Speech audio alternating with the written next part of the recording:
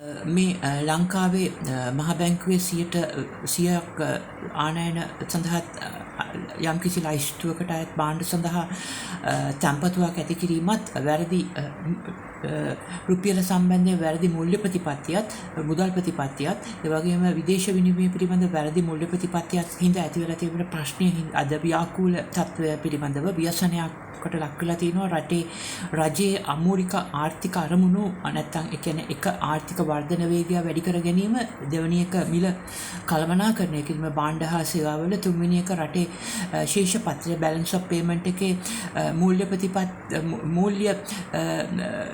වෙනද ගිණුම මූල්‍ය ගිණුම ප්‍රාග්ධන ගිණුම හරියට පාලනය නොකිරීම කරන්න බැරිවීම පාලනය කිරීමේ රජයේ අරමුණු බිඳහැරීම ඒ වගේම හතරවෙනි කරන සියලුම සම්පත් ප්‍රයෝජනෙට 100% රැකියාව අවශ්‍ය ඇති කිරීමේ රජයේ අරමුණ අඩාල වීම මේ මහ බැංකුවේ වැරදි රුපියල සම්බන්ධයෙන් මූල්‍ය ප්‍රතිපත්තිය සහ විදේශ විනිමය පිළිබඳ වැරදි මූල්‍ය ප්‍රතිපත්තිය හින්දා. ඉතින් මෙහිදී මම දෙවනි කාරණය තමයි මේ ලංකාවේ අපේ ජනතාවට ලාංකික ජනතාවට සියලුම දෙනාට සියලුම ජන කොට්ටාස සිංහල මුස්ලිම් දෙමළ බර්ග මැඩේ සියලුම දෙනාට තිබෙන ප්‍රශ්නයක් තමයි මං කලින් වගේ ඔවුන් විකුණුම් පිළිබඳ දන්නවා. නමුත් ඔවුන් ආර්ථික වෙනදාමේ විකුණුම් පිළිබඳ මූලධර්ම දන්නේ නැහැ. දැන් මම මුලින් විස්තර කරා ආර්ථික විද්‍යාවේ 100% තරඟකාරී වෙළඳපොළ. දැන් මම විස්තර කරන්නම් ආර්ථික විද්‍යාවේ ඒකාධිකාරී නමුත් තරඟකාරී වෙළඳපොළ. දැන් උදාහරණයක් විදිහට අපි ගත්තොත් එහෙම අපි ගත් උදාහරණයකට මේ වෙළඳපොළ අපිට කියන්න පුළුවන් උදාහරණයක් ඇටියට අපි ගමු මේ කොණ්ඩේ කපන කොණ්ඩේ මෝස්තර දාන මේ සැලෝන් වෙළඳපොළ. හරි නැත්නම් අපිට ගන්න පුළුවන් ජාත්‍යන්තර පාසල් අධ්‍යාපනය ලබා දෙන වෙළඳපොළ හෝ එවැනි වෙළඳපොළ ගොඩක් තියෙනවා. ඉතින් එක වෙළඳපොළක් අපි ගත්තොත් මේ කොණ්ඩ කැපීම හෝ කොණ්ඩ කාන්තාවන්ට කොණ්ඩ මෝස්තර දාන ඒ වෙළඳපොළ ගත්තොත් එහෙම එතනදී දැන් අපි පිරිමි පුද්ගලයෙක් නම් ඔහු කොණ්ඩය කපන්න යන්නේ යම් කිසි තැනකට යනවා. උදාහරණයකට රුපියල් 200ක් 300ක් දීලා කොණ්ඩේ කපන්න පුළුවන්. නැත්නම් රුපියල් 1000ක් දීලා හවුලොක් ටවුන් එකේ තියෙන අර සිස කතුර කියලා තියෙන තැන රුපියල් 2000ක් විතර දීලා කොණ්ඩේ කපන්නත් පුළුවන්. නැත්නම් සාමාන්‍යයෙන් ඊට එහා පැත්තේ තියෙන පොඩි කොණ්ඩේ කපන කඩේක රුපියල් 300ක් දීලා කොණ්ඩේ කපන්නත් පුළුවන්.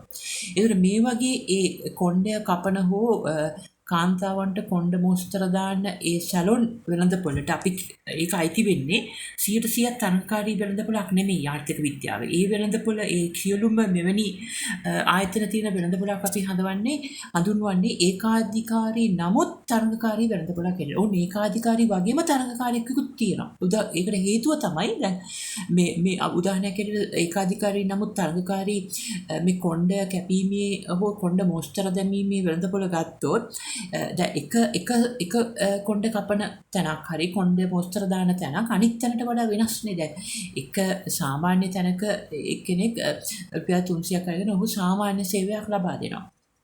තව තැනක මේක වෙන විදිහකට විශාල මුදලක් අය කළා ඊට වඩා හොඳ සේවයක් ලබා. ඉතින් එකම දේ වුන් දෙකොල්ලම කරන්නේ. ඒකොල්ලම අර රුපියල් 300ට කොණ්ඩේ කපන හරි කොණ්ඩ මෝස්තර දාන තැනයි රුපියල් 2000ක් කරන් කොණ්ඩ කපන හරි 5000ක් කරන් කොණ්ඩ මෝස්තර දාන තැනයි දෙකම කරන්නේ එකම දේනේ. එක්ක කොණ්ඩේ කපනවා නැත්නම් කොණ්ඩේ මෝස්තර දානවා. නමුත් ඒ ඔවුන් කොහොමද මේ වෙන මිලකට මේක විකුණන්නේ? එක්කෙනෙක් රුපියල් 300ට විකුණනවා අනිත් ඒ වගේම ගැනුම් කරවමින් ඉන්නවා 300 අනිත් එක්කෙනා රුපියල් 2000ට නැත්නම් 5000ට මේ එකම දේ විකුණනවා. ඒ වගේම උන්ටත් ඒ ගන්නට ගැනුම් කරවන් ඉන්නවා. ඒකට හේතුව තමයි ඒකාධිකාරී නමුත් තරඟකාරී වෙළඳපොළේ ආර්ථික විද්‍යාවේ මේ විශේෂ වෙළඳපොළේ ඉන්න ආයතන වලට පුළුවන් තමන් සපයන භාණ්ඩය හෝ සේවාව එකම භාණ්ඩය වුණාට ඒක වෙනස් කරලා දෙන්න පුළුවන්. ඒ කියන්නේ කොණ්ඩේ කපන එක්කෙනාට පුළුවන් ඒක ඒ කපනකොට ඒ තිබෙන ස්ථානය, ඒ ලැබෙන පහසුකම්, ඒ අනුව ඒ සේවය භාණ්ඩය වෙනත් විදියකට අනිත් අයට වඩා වෙනත් විදියකට සපයලා තමන්ගේ පාරිභෝගිකයන්ට වැඩි මුදලකට විකුණන්න පුළුවන්. නමුත් මේක 100% තරඟකාරී වෙළඳපොළක එළවලු හාල් වල මේක කරන්න බෑ. මොකද මේ කොච්චර කරත් හාල්මනේ එළවලුම ඒක වෙනස් කරන්න බෑනේ වෙන කිසිම විදියකට නේ. නමුත් අර මේ කොණ්ඩය කපන ස්ථානයක හරි ජාත්‍යන්තර අධ්‍යාපන පාසල්වල ඒ ඔවුන් දෙන ගුරුවරුන්ගේ තත්ත්වය හෝ පහසුකම් හෝ පොත් හෝ විෂය නිර්දේශය අනුව ඔවුන්ට පුළුවන් ඒක එකම අධ්‍යාපන සැපයුම කරත් ඒ එකම සේවය හැමෝම දුන්නත් ඒ වෙළඳපොළේ මිල වැඩි කරගන්න පුළුවන් ඒ සේවය වෙනස් කරලා ඔවුන්ට. ඒක තමයි එවැනි ආයතන තමයි 100ට මේ අපි කියන්නේ ඒකාධිකාරී නමුත් තරඟකාරී වෙළඳපොළට අයිති වෙන ආයතන කියලා. දැන් මෙතන මෙතනදී අපිට කියන්න පුළුවන් උදාහරණයක් මෙවැනි වෙළඳපොළකට සාමාන්‍ය එවැනි ලක්ෂණ තමයි ඔවුන් වෙළඳපොළට ඇතුළු වීමට බලපත්‍රයක් ඕනේ නැහැ. රජයේ බලපත්‍ර ඕනේ වෙළඳපොළෙන් අයින් වීමටත් බලපත්‍රයක් අවශ්‍ය වෙන්නේ නැහැ. ඒ වගේම නමුත් සාමාන්‍යයෙන් අධ්‍යාපන ආයතනයක් ගත්තත් ඒක තමයි සාමාන්‍ය ලංකාවේ ජාත්‍යන්තර වෙළඳ ජාත්‍යන්තර පාසලක් මේ ඒකාධිකාරී නමුත් තරඟකාරී ආර්ථික වෙළඳපොළට අයිති වුණාට ඔවුන්ට සාමාන්‍යයෙන් පාසලක් අරින්න මේ දැනට මම හිතන්නේ සාමාන්‍යයෙන් යම්කිසි පාලනයක් තියෙන හැමෝටම ජාත්‍යන්තර පාසල් අරින්න බෑ. ඉතින් ඒ වගේ ඒක වෙනස් වෙන්න පුළුවන් පොඩ්ඩක්. නමුත් සාමාන්‍යයෙන් මේ වෙළඳපොළට එන්නත් එළියට ඒක ව්‍යාපාරේ වහල යන්නත් බලපත්‍ර අවශ්‍ය වෙන්නේ නැත. රෙගුලාසි නැහැ මොකුත්. ඒ වගේම ගැනුම්කරුවන් විශාල ප්‍රමාණයක් ඉන්නවා. උදාහරණයකට කොණ්ඩේ කපන අය ගොඩක් ඉන්නවා. ඒ වගේම මේ සැපයුම්කරුවන් කොණ්ඩේ කපන සැලුනුත් ගොඩක් තියෙනවා. ඒක තමයි ඒකාධිකාරී නැත්නම් තරඟකාරී ආර්ථික වෙළඳපොළක තියෙන ආයතනවල ලක්ෂණ. අනිත් එක තමයි තමන් සපයන භාණ්ඩ එකම භාණ්ඩේ දුන්නට ආයතනෙන් ආයතනයට සපයන එකම භාණ්ඩේ වුණත් වෙනස් විදිහකටයි ඕන එක දෙන්නේ. අර එළවලු 100% තරඟකාරී වෙළඳපොළට අයිති වෙන විදිහට නෙමෙයි මෙතන වෙන්නේ. උදාහරණයක් විදිහට මං කිව්වේ දැන් අපි ගත්තොත් එහෙම චොකලට් ගත්තොත් දැන් ගත්තොත් මාස් චොකලට් කිට් කැට් ඊළඟට කැන්ඩොස් එඩ්නා කාස්බෙරි ඒ භාණ්ඩය එක චොකලට් උනාට ඒක වෙනස් විදිහකට හදලා හින්දා වැඩි බෙදලකට ඔවුන්ට විකුණ ගන්න පුළුවන්. ඒකයි මේ වෙළඳපොළේ තියෙන ලක්ෂණ. ඒත් එකම භාණ්ඩය තිබ්බට ඒ භාණ්ඩය වෙනස් කළා ටිකක් වැඩි මිදලකට උන්ට අලෙවි කරන්න පුළුවන් පහසුවෙන්ම. ඒක තමයි මේ වෙළඳපොළේ මේ ඒකාධිකාරමුත් තරඟකාරී වෙළඳපොළක තියෙන අනිත් ලක්ෂණය. එතකොට මේ වෙළඳපොළේ තිබෙන මේ ලක්ෂණ ගත්තහම ඉතින් මං හිතන්නේ දැන් ලංකාවේ හාල් මෝල් හිමියන්ගේ වෙළඳපොළ හාල් මෝල් හිමියන් හා හාල් කබඩාකරුවන්ගේ වෙළඳපොළ ඒකාධිකාරී වෙළඳපොළක්. ඉතින් මේ වෙළඳපොළ හින්දා තමයි මේ ඒකාධි වෙළඳකාරී වෙළඳපොළයි හාල් සිල්ලරට ගන්න අයයි හාල් සිල්ලරට විකුණන අයගේ වෙළඳපොළ තියෙන 100% තරඟකාරී. ඒකට මේ 100% තරඟකාරී වෙළඳපොළ දෙත සිල්ලර වෙළඳාමට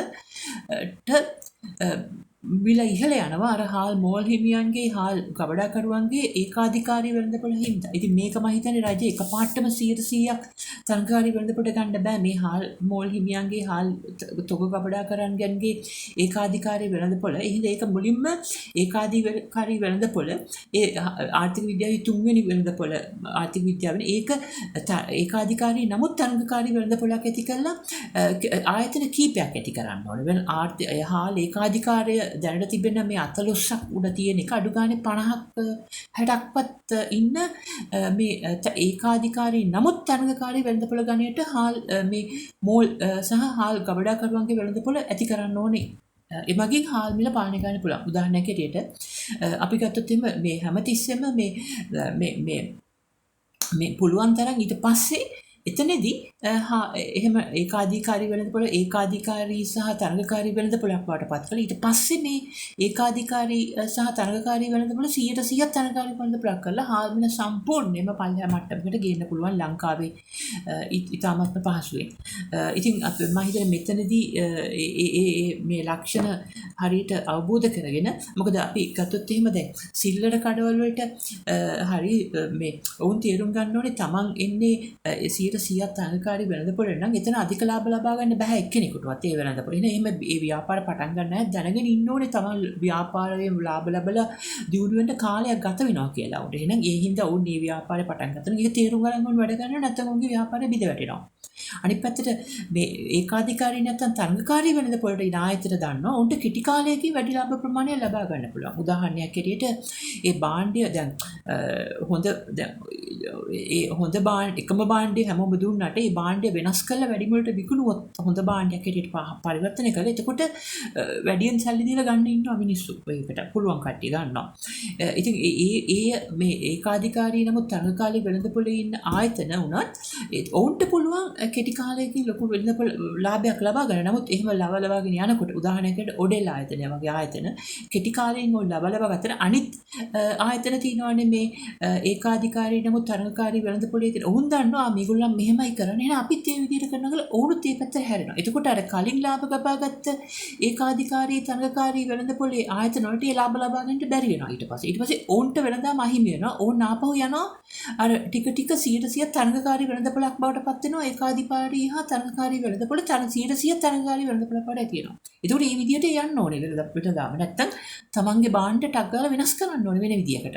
නිර්මාණශීලී හැකියාවෙන් නැත්තම් 100% තරඟකාරී වෙළඳපොලට ඇවිල්ලා එහෙමනම් කාලයකින් මම මේ ව්‍යාපාරය දියුණු කරගන්නවා කියලා හිතාගෙන සේවය සපයනවා. ඊට පස්සේ තාලෙකින් අද අපිට දකින්න පුළුවන් දෙමඩකුඩ තියෙන සමරක් හාල් කඩ ඉස්සර පොඩියට පටන් ගත්ත හාල් කඩ මේ පොඩියට පටන් ගත්ත මේ බොරැල්ලේ හාල් කඩ අද මහා විශාල හාල් කඩ වෙලා දෙන අවුරුදු 15කට විතර පස්සේ එහෙම තමයි ඒ 100% තරඟකාරී වෙළඳපොලක වෙන්නේ. ඒ වගේම බොරැල්ලේ තියෙන ආසිරි සැලොන් එක හවුලක් ටවුන් එකේ තියෙන සිසර් නැත්නම් කතර කියන සැලොන් ඊටාම කෙටි කාලීනව විශාල ලාභයක් ලබනවා. ඒක තමයි ඒකාධිකාරී තරඟකාරී වෙළඳපොලක ආයතන වල ලක්ෂණ. ඉතින් ඒ Tamanට කැමති වෙළඳපොල බලලා බිස්නස් එක පටන් ගන්න. බිස්නස් එකට පටන් අරගෙන අධික ලාභයක් ලබා ගන්න ගියොත් අර ආර්ථික විද්‍යාවේ වෙළඳපොල මූලධර්ම පටහැනිය ඒ ව්‍යාපාරය වැටෙනවා. මේ හින්දා තමයි ලංකාවේ වෙළඳාම අසාර්ථක වෙන්නේ. ශ්‍රී ලාංකික සියලුම ජන කොට්ටාශ මාර්ගිනොත් ඇමරිකාවේ වෙළඳාම් කරන කට්ටිය චීනේ නිෂ්පාදනය කළ වෙළඳාම් කරන කට්ටිය බොහොම ලෝකෙම වෙළඳාමින් ඔවුන් අල්ලගන්නේ ආධිපත්‍ය පතරවන්නේ ඔවුන් මේ ආර්ථික වෙළඳාමයි අලෙවි කරන වෙළඳාම් ගැනුම්කරුවන් අලෙවි කරන වෙළඳාමයි පිළිබඳව හොඳ අවබෝධයක් ඔවුන්ට තියෙනවා. ඊළඟ වීඩියෝ එකේදී මම ඉදිරිපත් කරන්නම් ඒකාධිකාරී 100% ඒකාධිකාරී වෙළඳපොලක තිබෙන ලක්ෂණ.